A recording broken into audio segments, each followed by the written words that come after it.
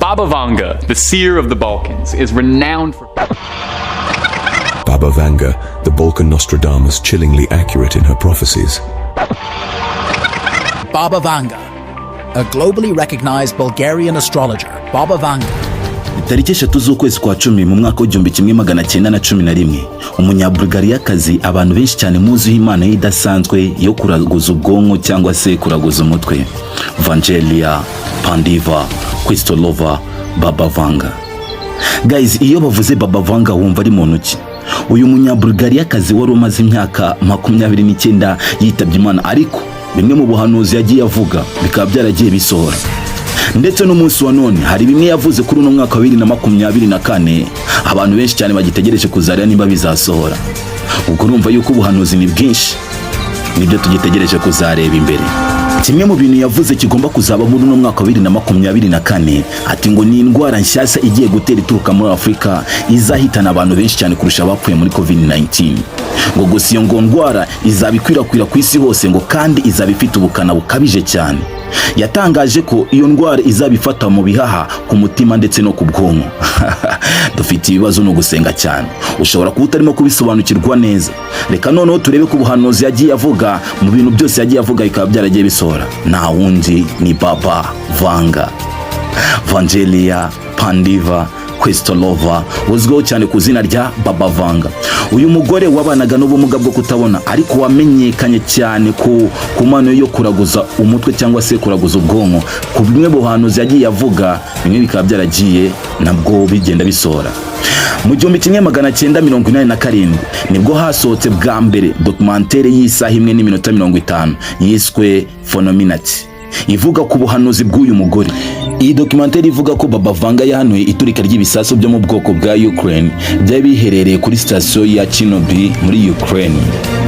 Mu buhanuzi bw'uyu mugore rero yahanuye yuko iturika ryo muri ibyo bisasu byaturikiye kuri station yari iherereye muri Chernobyl muri Ukraine bisa neza n'amatariki yarahanuriye yuko ibyo bisasu byari kuzaturika.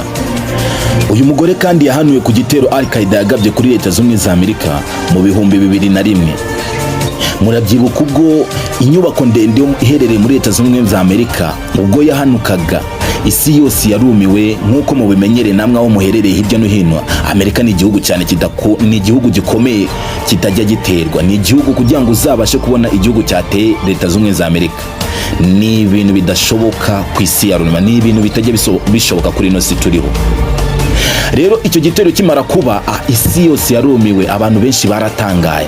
Ibyo rero kuri icyo gitero cyabereye muri Leta Zunze za Amerika biri mu bimwe mu buhanuzi Baba Vanga yahanuye cyangwa se yavuze. Ngo uyu mugore yavuze ko abonye inyoni ebyiri zigongana abavandimwe babiri barebana. Ubwo ibyo tubyita iki? Uyu mugore mu 1969 yavuze ko abonye Minisitiri w'Ubuhinde mu myenda y'imihondo n'imyotsi n'umuriro. Gusa bivuze haciyeho imyaka 20 Minisitiri w'Ubuhinde arashwe n'ababodyguard be babiri bari bambaye amasari n'ibyo baraye yaravuzeho. Ibi rero ku bantu batemeraga ubuhanuzi bw'uyu mugore bavuga ko yaba yarabibwiwe kuko yabivugaga byaranabaye.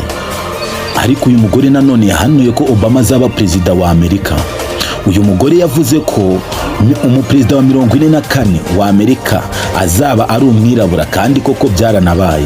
Uyu mugore mu 1935 yavuze ko mu 2022 mu kwezi kwa 8 muri UK cyangwa se mu Bwongereza imijyi imwe n'imwe izahura n'ikibazo cy'imyuzure. Niba mwibuka neza koko mu 2022 mu kwezi kwa 8 mu Bwongereza habaye umwuzure ukomeye cyane.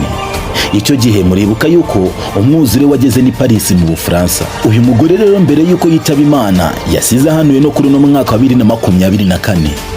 Uyu mugore yitabye Imana mu 1996, yapfuye afite imyaka 75. Uyu mugore yasize amateka yagiye yandikwa ahantu henshi hagiye hatandukanye. Reka twinjire muri no mwaka wa 2024. Uyu mwaka isi muri rusange yari itegereje ngo noneho mu buhanuzi bwa Baba Vanga bushirweho akadomo. Uyu mwaka wa 2024 niwo mwaka Baba Vanga yavuzeho ibintu byinshi cyane kuruta indi myaka yose yagiye hanuramo. Na n'uyu munsi wa none hari kwandikwaho ibitabo bivugwa ko kuko hari ibimenyetso bimwe byatangiye gusohora. nubwo hari ibindi byinshi nanone bigitegerejwe ndetse no muri uno mwaka mu bimwe mu buhanuzi yagiye avuga n'uno mwaka ukazaba urimo. Uyu munyabulgariyakazi rero ubuhanuzi bwe buheruka kuvugwaho na benshi. Mu mwaka ushize mu kwezi kwa munani ikigo cy'abanyamerika NASA cyavuze ku bijyanye n'ihinduka ry'ikirere n'ubushyuhe bugenda bwiyongera ku isi. Ibi nabyo bikagenda biza byiyongera ku buhanuzi bw'uyu mugore Baba Vanga yagiye avuga ku bijyanye n'ihinduka ry'ikirere no kwiyongera k'ubushyuhe ku isi. Uyu mwaka wa 2024 rero Baba Vanga yahanuyemo ko hazagerageza gushaka kwica Perezida Putin ngo kandi bizakorwa n'umurusiya mugenzi we. Uyu mugore nanone yahanuye ko hazavuka izindi ntwaro ngo kandi 2024 ko ari umwaka uzavukamo ibitero byinshi cyane. Yavuze ko uyu mwaka wa 2024 hazabonekamo ibibazo by'ubukungu kuruta uko byari bisanzwe. Uyu Vangelia yavuze ko hazabaho kwataka imirongo ya internet cyane cyane ko izaba yifashishwa mu kugabanya umutekano ku isi. Uyu mugore rero ibi yabivuze ikoranabuhanga ritaratera imbere cyane. Byibuze mu buhanuzi bwose Baba Vanga yagiye avuga. Uyu munyabulgariyakazi yavuze ko hari umuti uzavumburwa w'indwara ikomeye cyane, gusa nigeze atangaza izina ry'iyo ndwara. Ibyo byose ni bimwe mu buhanuzi bwa Baba Vanga. Vangelia Pandiva Questolova Baba Vanga. Niba wabanye nanjye mbabarira ukore ahanditse subscribe ndetse unatange comment unakora shares ku nshuti zawe zose. Na handi waruri kuri The Truth Inside aho wabanye nanjye Bahati Chris.